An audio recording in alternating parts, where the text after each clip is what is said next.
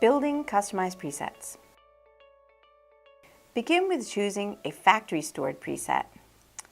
For this example, let's choose carotid. As you scan, make the appropriate changes to the image, adjusting the depth, fix the focus, and even change the gain if needed. Also be sure that the processing settings are how you like them: dynamic range, the persistence, and the map choice. Also be sure that the frequency is correct. You can make and store adjustments to the color Doppler settings too. Adjust the color box size, its position, and steering angle if needed.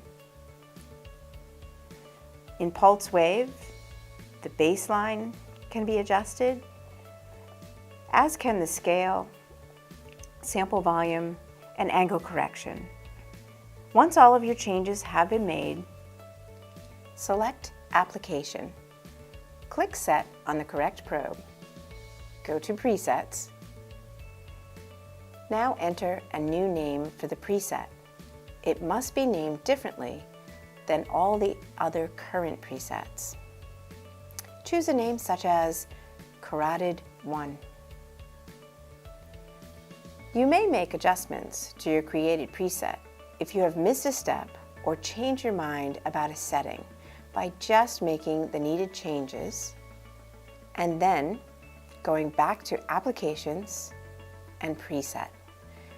At this point, the system will ask you if you want to store the changes made or create another new preset. Customizing the presets can eliminate repeated common adjustments at the onset of each exam. Visit whaleimaging.com or the Whale YouTube channel for more videos on ultrasound.